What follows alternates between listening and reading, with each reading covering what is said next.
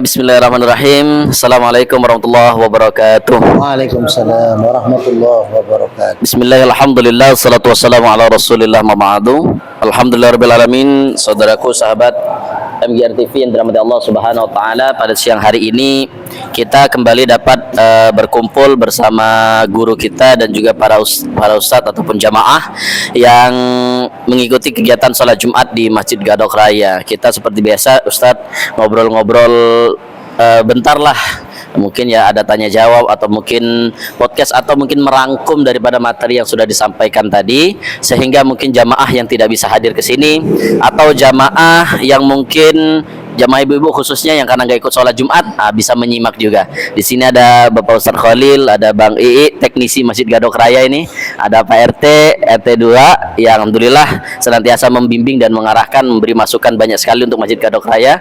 Ada Pak Haji Rahman selaku juga penasehat di Masjid Gadok Raya yang memberikan banyak motivasi untuk DKM, pengurus yang muda-muda dan juga membimbing itu biar nggak salah arah dan salah kaprah itu Pak Haji ya. Alhamdulillah. Teman-teman sekalian, kita bersama guru kita ini Ustadz Ade Permana SPDI ya, nih sekian purnama ya Pak RT ya kalau nggak salah ya, udah lama banget ya kayaknya ya nih. Dan ternyata minggu ini beliau bisa mengisi di sini. Sebenarnya jadwal imam ya Ustadz ya, jadwal imam, tapi karena beliau ada waktu tuh untuk ngisi ke sini karena alhamdulillah sekarang lagi banyak ngisi-ngisi di luar Ustadz ya. Di luar masjid. Luar masjid. Alhamdulillah bisa hari ini untuk mengisi di sini ya. Ini Ustadz tadi materinya luar biasa nih tentang akhlak. Yang tadi betul kata Ustadz, kita lagi digempur nih berita-berita di media sosial tentang contoh akhlak yang tidak baik. Bahkan maaf, seberibu maaf, ini dicontohkan oleh seorang tokoh yang banyak pengikut yang kita tidak perlu sebut namanya, sehingga apa? Ini sangat membekas. Imam selalu sampaikan kalau kayak imam atau mungkin kayak kita yang orang biasa nggak akan ngaruh ya Pak Haji ya, nggak bakal ngaruh. Tapi seorang tokoh bagaimana tidak booming se-Indonesia, kira-kira begitu.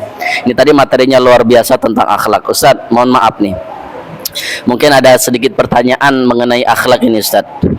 Pada dasarnya tadi kan ada banyak materi tentang guru ya gitu. Yang biasanya ini akhlak itu biasa diutarakan yang muda yang muda ke yang tua gitu ya, murid kepada guru atau anak kepada orang tua gitu. Apakah yang sebaliknya itu juga disebut dengan akhlak Ustaz? Misalnya nih, apakah guru harus beradab nih, berakhlak dengan murid misalnya, atau apakah orang tua harus berakhlak juga dengan anaknya, ataukah pemimpin harus berakhlak dengan rakyatnya, atau akhlak itu hanya dari bawah ke atas Ustaz? Nah, ini mohon maaf, mungkin bisa memberikan sedikit pencerahan tentang itu. Ya alhamdulillah, bismillahirrahmanirrahim. Assalamualaikum warahmatullahi wabarakatuh. Alhamdulillah kita bisa bersilaturahim dengan DKM, para ustadz, tokoh, wabil khusus Pak RT ya. Jadi ulama, umaro kalau bersatu, insyaallah masjid itu akan maju berkembang. Amin, amin. Mudah-mudahan semua kita diberikan kesehatan, keberkahan oleh Allah. Saya teringat kalau pertanyaan tadi dari Ustadz Imam, biasanya kan yang dituntut untuk menjaga kehormatan tuh yang dibawa kepada atas. Iya. Ya, murid kepada guru, bawahan kepada atasan, anak kepada orang tua gitu. Apakah kebalikannya juga?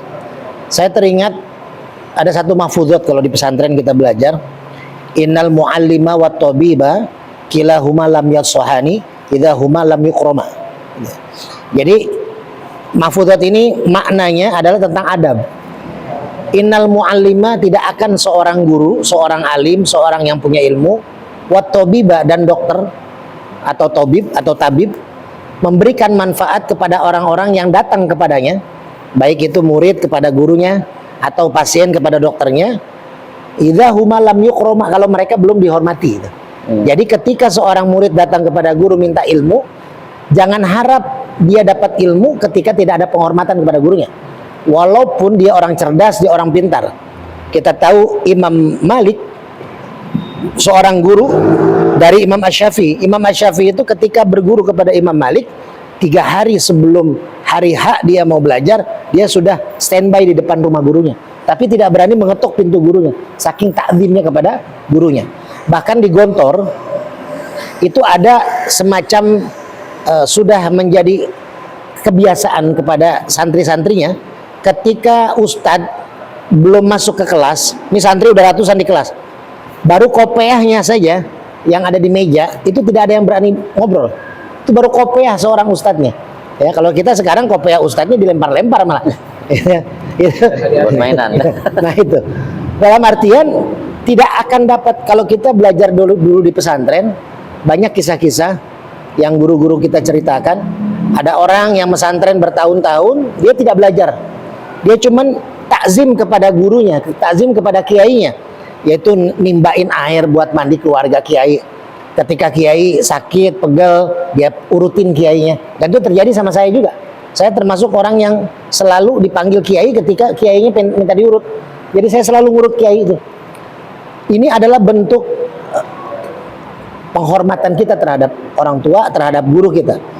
Nah, bagaimana kebalikannya? Ketika yang tadi saya sebutkan, innama bu'istu liutammima, Rasul diutus untuk menyempurnakan akhlak. Ketika Rasul ingin menyempurnakan akhlak, berarti orang melihat contoh yang dibawanya. Rasulullah ketika menyampaikan akhlak, Rasulullah sudah berakhlak. Bahkan kata Siti Khadijah, Rasulullah itu seperti Quran berjalan. Karena wa may yantiqu anil hawa in huwa illa wahyu yuha. Yang disampaikan, yang dilakukan oleh Rasul adalah Quran, wahyu dari Allah. Maka ketika seorang guru dia mengajarkan akhlak kepada muridnya, menunjukkan akhlak kepada muridnya, bukan hanya mengajarkan, tapi mendidik itu dalam dia memberikan ilmu dan memberikan pemahaman kepada muridnya bahwasanya dia sudah melakukan. Jangan sampai sekarang kan banyak, mohon maaf ya, kalau di kampus-kampus sekarang atau di sekolah-sekolah sekarang, guru cuma ngasih tugas, setelah itu guru kongko-kongko di luar tuh, di kantor segala macam gitu, murid aja suruh ngelakuin tugas kan. Ya kan, atau orang tuanya disuruh. SD itu banyak kan yang sekolah orang tuanya, termasuk saya korban nih, istri saya kan ya, Ustaz Imam tahu, dari pagi sampai sore di sekolah ngurusin kerjaan tugas sekolah anak gitu. Nah, gimana guru mau digugu dan ditiru ketika dia tidak menunjukkan marwahnya terhadap muridnya? Nah, bagaimana muridnya mau menghormati guru ketika dia dilihat guru ini cuma ngomong doang, nggak ada kelakuannya gitu. Makanya bagaimana hukumnya? Ya kalau gurunya sudah baik, insya Allah muridnya akan baik. Baik. Tapi kalau muridnya tidak menghormati guru, berarti ada masalah apa? Ada hal apa yang kurang dari gurunya? Ketika seorang anak tidak menghormati orang tua, ini ada apa nih? Ada hal apa gitu terhadap didikan orang tua kepada anaknya? Ya kita banyak lihat, nggak usah contohnya ustadz atau kiai, kita contoh nabi. Banyak nabi yang sudah mendidik keluarganya, tapi anaknya, istrinya durhaka kepada nabinya, kepada suaminya, kepada ayahnya. Nah makanya ini pesan seorang ustadz, seorang kiai, seorang ulama yang tadi Ustadz Imam bilang adalah sebagai role model, sebagai contoh. Maka kita ketika diberikan amanah, ketika sudah dipanggil ustadz, berarti kita di situ ada tanggung jawab. Makanya saya diajarkan. Berarti tidak sembarangan ya tadi ya. Tidak sembarangan. Panggilan ustadz, panggilan kiai itu bukan sekedar maaf nih ya. Mungkin pernah kita alami di kampung kita. Ya jadi kadang orang yang ya pokoknya banyak sekali lah alasan untuk dipanggil ustadz. Jadi kayaknya panggilan ustadz, panggilan kiai itu atau panggilan ulama bukan lagi untuk orang khusus. Ya. Tinggal misalnya nih maaf, imam pengen panggil Pak RT, Pak Ustadz RT misalnya gitu. Kayaknya itu udah jadi hal yang biasa gitu. Dan itu mengikuti yang lain akhirnya gitu. Oh gitu. Jadi maksudnya tadi tanggung jawab itu gimana, Ustadz? Panggilan Ustadz ada tanggung jawab tuh. Iya. Panggilan itu adalah sebagai barometer kita untuk mengukur omongan orang, doa orang, panggilan orang. Ketika kita sudah dipanggil seorang ustadz dan bukan hanya oleh 1-2 orang, ketika orang cuma memanggil ustadz kan ada 2, ada panggilan penghormatan, ada pemanggilan ngejek kan gitu. Panggilan ngejek. Nah karena dia mungkin suka, kan ada tuh, ya ini mah katanya ya, jadi dia dipanggil ustadz berkat karena setiap tahlilan paling duluan. Tapi kalau nggak ada tahlilan dia nggak datang ke pengajian. Ada istilah kayak gitu. Itu kalau di kampung imam ada, iya ada benar di kampung. Iya, di Depok banyak, nggak saya sebutin kampung. Oh berarti semua tempat ya kayak gitu. Iya. Jadi disebut ustadz berkat gitu kan. Ya itu kalau menurut saya itu kalimat penghinaan gitu ya. Tapi ada juga kalimat penghormatan. Memang dia seorang dipanggil ustadz karena memang orang-orang itu melihat ada hal ilmu yang manfaat. Karena ustadz itu kan guru sebenarnya kan. Ada manfaat yang diberikan. Nah tinggal sekarang ketika dia dapat pemanggilan penghormatan, dia menjagalah marwahnya tadi. Marwahnya tadi dia jaga, tanggung jawabnya itu kepada Allah. Karena panggilan itu ketika dia sudah dipanggil ustadz, dia membuat statement, diikuti, maka dia akan dapat tanggung jawabnya. Kalau orang itu menjadi baik karena omongan dia, dia dapat pahalanya. Tapi ketika dia jadi buruk, dosanya dapat. Jadi ada pahala jariah, ada dosa jariah. Ya. Nah itu yang kita khawatirkan. Makanya mohon maaf, ini adalah beban seorang panggilan itu, beban ustadz, kiai. Kalau kita kan dulu kan namanya ngajar ustadz. Kalau udah punya pesantren kiai. Ya. Sekarang pesantren nggak punya, ya kan, ngajak murid nggak ada, dipanggilnya ustadz kiai itu. Jadi ya ini panggilan yang tadi ustadz bilang udah mudah, udah murah dipanggil. Selanjutnya nih, ada mungkin pertanyaan dari bapak-bapak. Kalau enggak imam lagi nih nih. Ayo, yang lain. Ada? Boleh pakai yang kedengeran. Nah. Assalamualaikum warahmatullahi wabarakatuh. Waalaikumsalam. Kesibukan boleh duluan enggak apa-apa ya. Mohon izin Pak Ustadz. Sekarang kan kita udah istilahnya apa ya? Ada pergeseran nilai gitu loh. Waktu saya zaman dulu, waktu saya masih kecil lah, bukan dulu banget. Masih muda. Ya. Dan pergeseran di nilai-nilai itu adab gitu ya di perkotaan. Kayaknya kita udah nyaris nggak ngelihat gitu ya. Apa ya anak-anak yang ya anak-anak baru gede lah gitu ya kan. Kalau di kampung itu Ustadz, di perkampungan ya, bukan kampung juga, di dalam kampung itu hormat banget gitu Ustadz. Sama orang tua tuh, jangankan sama orang tua, yang lebih tua sedikit aja ya kan. Itu sampai punten istilahnya gitu. Kalau di sini Pak Ustadz, saya terus terang aja, saya kalau nongkrong aja gitu ya kan, orang lewat aja gitu. Padahal kan umurnya itu maaf ya, ya baru masih ABG lah gitu Ustadz ya kan. Itu saya juga saya kan suka bingung. Pergeseran nilai. Pergeseran nilai luar biasa Ustadz ya kan. Itu kita kan nggak bisa menyalahkan apa ya guru sebenarnya, karena guru kan karena mengajar ya. Mungkin kalau menurut saya kesalahan mungkin dari lingkungan keluarga mungkin ya. Itu menurut pendapat Ustadz, apakah fenomena seperti ini gitu ya kan? Apakah emang tanggung jawab kita semua gitu Ustaz, sebagai orang tua, sebagai orang tua murid, dan seterusnya Ustaz. Makasih Ustaz. Assalamualaikum. Ya, luar biasa nih gambaran ya bahwasanya memang pergeseran nilai ini yang udah kita miris, kita khawatirkan. Nah tadi yang sebagaimana tadi saya di khutbah tadi mengkisahkan bahwasanya saat ini nilai-nilai, kalau dulu contoh kecil gini, dulu kita punya anak perawan, anak gadis itu mau maghrib belum pulang dicari ya. Sekarang baru Isya keluar. ya baru Isya baru keluar, kita udah biarin aja gitu kan. Itu contoh ya. Berarti tanggung jawab itu sebenarnya yang tadi saya sebutkan, akhlak Rasul, amanah Rasul, didikan Rasul kepada keluarga dan didikan Rasul kepada sahabat. Itu saya kalau kita kan banyak belajar tentang Maulid, tentang akhlak Rasul itu secara umum aja ya. Ini saya khususkan kedua titik. Kenapa? Karena yang tadi Pak DKM bilang, ini pergeseran nilai sudah jauh ketika bisa jadi dari keluarga sudah dididik, tapi lingkungan kan gitu. Jadi keluarga dan lingkungan. Keluarga itu yang Rasulullah pesan kepada Ali dan Fatimah, lingkungan itu kepada sahabat. Dalam artian Rasul sudah mencontohkan ini gitu, bahwasanya ketika cobalah kita tengok kalau kita saya pulang ceramah nih jam 1 jam 2 malam, itu yang nongkrong di pinggir jalan itu anak-anak SMP anak SMA, bukan lagi bapak-bapak. Kalau bapak-bapak ya itu pun saya berusaha negor gitu. Kalau Ustadz Imam ke rumah saya kan itu tuh ada yang zikiran tuh jam 1 jam 2 malam di pinggir kali itu pakai handphone ya, zikiran pakai handphone. Nah itu kita yang negor akhirnya kan itu. Nah, memang pergeseran nilai itu tergantung kita mendidik keluarga. Paling utama adalah didikan keluarga. Pertama, madrasatul ula, ibu, paling utama ibu. Makanya banyak seorang nabi yang nabinya ini sudah mengajarkan kebaikan kepada anaknya, tapi karena ibunya itu tidak solehah, anaknya tergelincir, banyak begitu. Jadi artian kita lihat Nabi Nuh kan seorang nabi, tapi anaknya Kanaan salah satu anaknya dari antara 4 anaknya itu satunya tidak mengikuti orang tuanya. Kenapa? Karena ternyata istrinya pun tidak mengikuti suaminya. Jadi paling utama ya kita cari bebet bobot itu.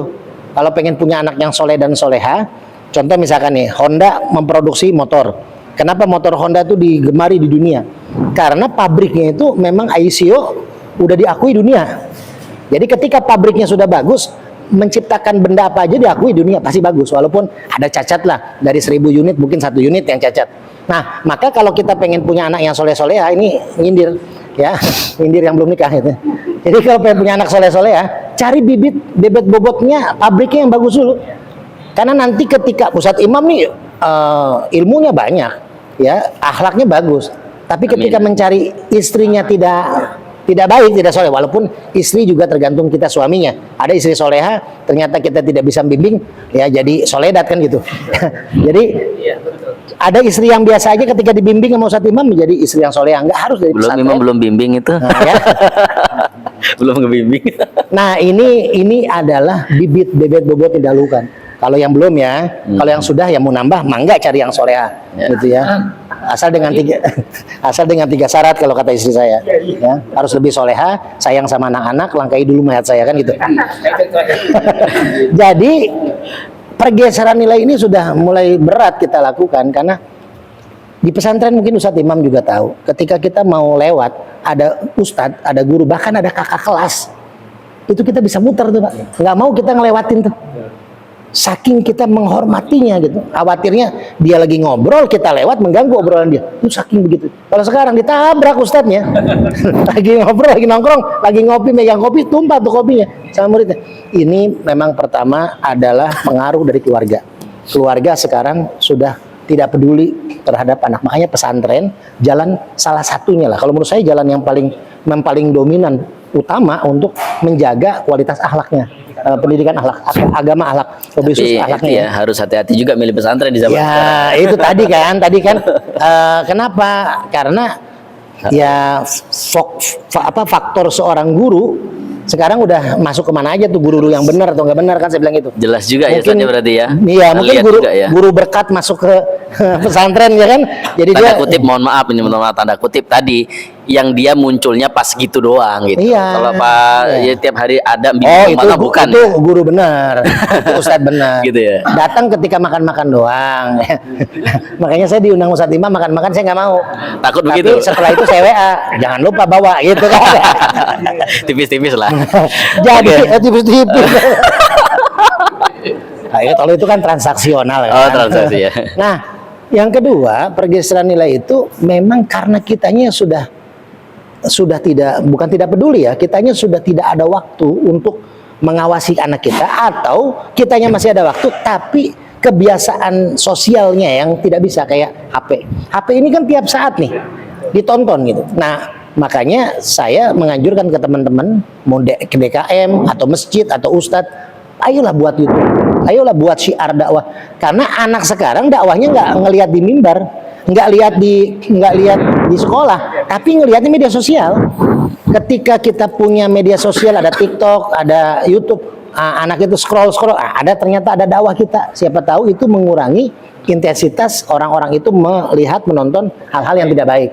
Jadi semakin caranya bagaimana untuk menghilangkan media sosial yang tidak baik, banyakin media sosial yang baik. Maka dengan itu, karena memang zaman berubah, fikih itu kan kontemporer, berubah-berubah ya, tergantung keadaan zaman. Maka mendidik anak pun itu tadi ada perubahan, karena tadi pergeseran nilai. Yang penting kita tetap ini pergeseran, tapi kita rambu-rambunya kita harus ikutin arahnya. Kalau zaman dulu nggak bisa kita, jangankan dipukul, ya dibentak aja, dipelototin kita takut. Nah, sekarang dipukul dia balas mukul.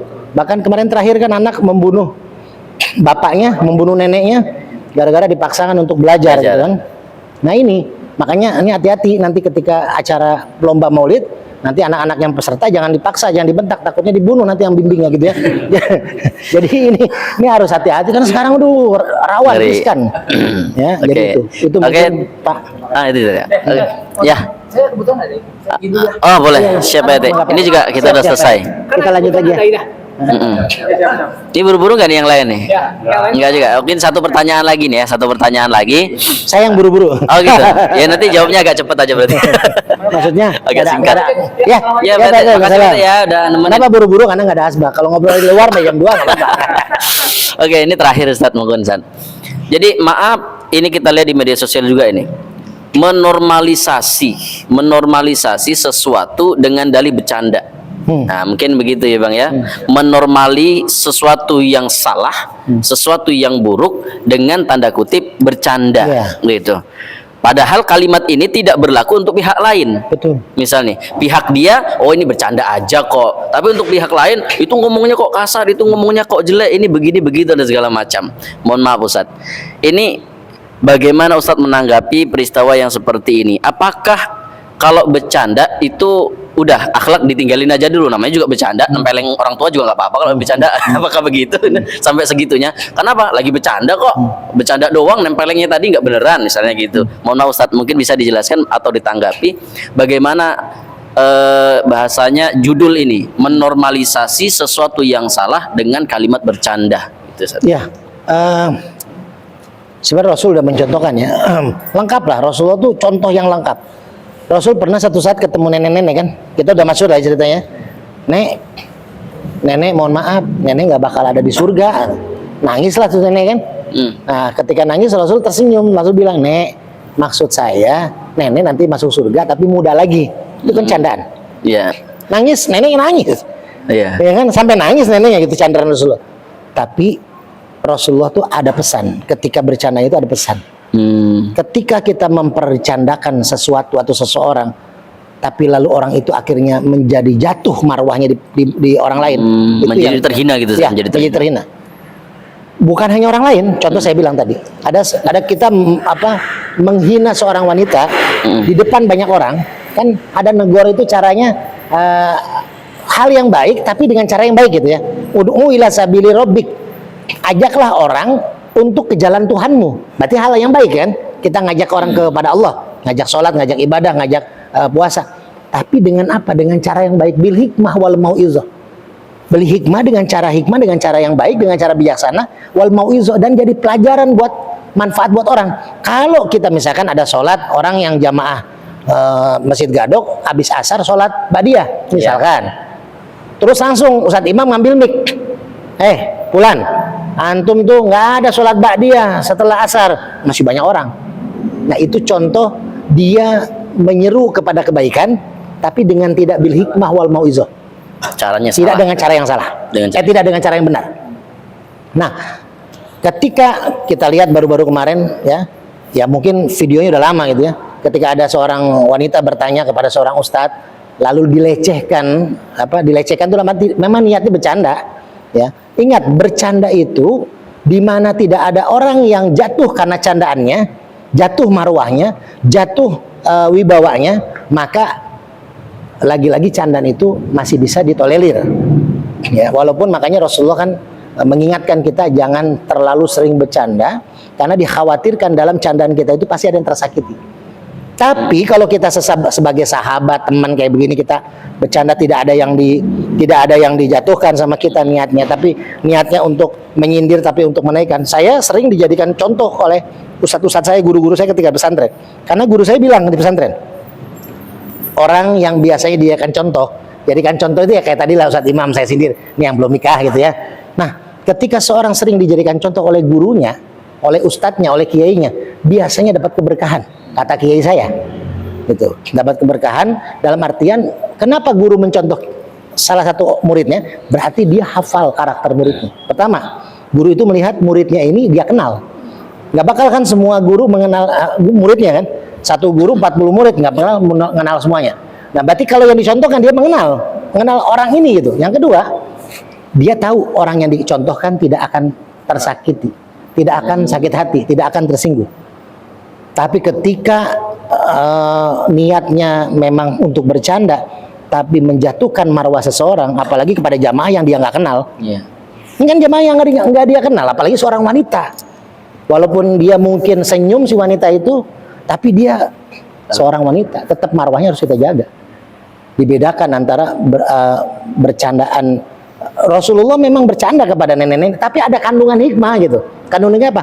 Ya memang ngasih tahu si nenek ini, walaupun dia tadinya nangis, kasih tahu, Nek, nggak akan ada wanita tua di surga, tapi ada nenek dia jadi muda lagi. Muda gitu ya. Inilah ya kayak contoh Nabi Muhammad SAW dengan Sayyidina Ali. Nabi Muhammad makan nih, ya terus ya kalau kita mah tulang-tulangnya dikasih ke Sayyidina Ali, ya terus akhirnya bilang sama sahabat tuh, Ali makannya banyak tuh. Lihat tulangnya tuh, banyak. Sama Ali diginiin lagi. Rasulullah lebih banyak. Itu tulang-tulangnya dimakan kan itu. Nah, itu candaan-candaan sahabat kan? Itu kalau kita punya mantu begitu pulang ke rumah nggak bakal kita bukain pintu kan gitu. Tapi Rasulullah tahu orangnya dipecandain, Rasulullah dipecandain sama Ali loh. Dipecandain sama ponakan sendiri, dipecandain sama mantunya sendiri. Tapi Rasulullah nggak marah karena Rasulullah yang melemparkan candaan. Saya pun gitu ketika saya dicandain sama Ustadz Imam, ya kan? Ya kenapa? Karena saya juga sama Ustadz Imam saling canda gitu. Jadi nggak ada baper-baperan gitu kan.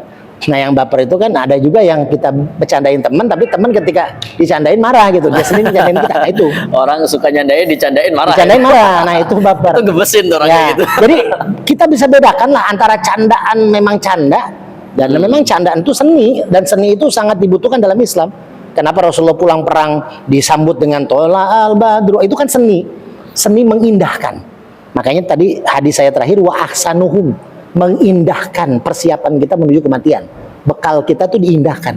Dengan cara apa ya? Dengan cara kita cerdas memilih tempat di mana kita untuk menanam investasi akhirat kita. Oke, teman-teman sekalian, jamaah MGR TV, luar biasa kita dapat ilmu hari ini dan banyak jamaah juga yang bisa ikut. Ini ngobrol santai bareng Ustadz di kegiatan MGR TV. Bang, terima kasih. Ini juga jamaah kita yang saat aktif juga, beliau di sini ya, di lumayan sih kalau jalan kaki dari rumah Pak Khalil masih sana lagi tuh. Tapi alhamdulillah beliau 5 waktu kalau lagi pas di sini berkah. Nah, mudah-mudahan ini jadi saya jamaah kasih hadiah karena aktif.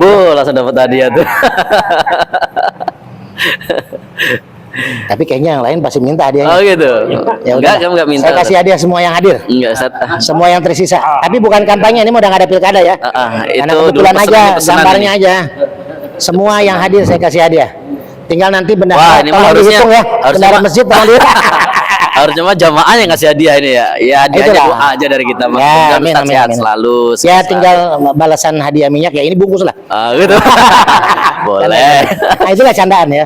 Tidak ada yang tersinggung, malah mungkin Ustadz tahu aja saya mau bungkus, malah Ustadz minta bungkus kan gitu. Nah itu doang yang tersinggung, yang minta bungkus gitu aja. Oke, baik teman-teman sekalian, itulah sekelumit sedikit banyaknya cerita kita pada siang hari ini. Salah satu yang terakhir tadi, bercanda silahkan tapi jangan menjatuhkan. Kalau sudah menjatuhkan maka sudah keluar dari konteks bercanda itu sendiri. Dan jangan menormalisasi atau membenarkan sesuatu yang salah dengan tanda kutip bercanda. Ya, Ini sangat bahaya sekali. Kenapa? Nanti orang akan menganggap itu normal. Seperti tadi Imam sampaikan, mohon maaf misalnya Imam mukul Pak Khalil misalnya, bapak sama orang tua mukul-mukul, Jadi kebiasaan. bercanda. Itu kan akhirnya begitu nanti efeknya. Nah, ini mudah-mudahan jadi manfaat untuk Imam pribadi, jamaah dan juga Ustadz. Terima kasih ilmunya pada siang hari ini.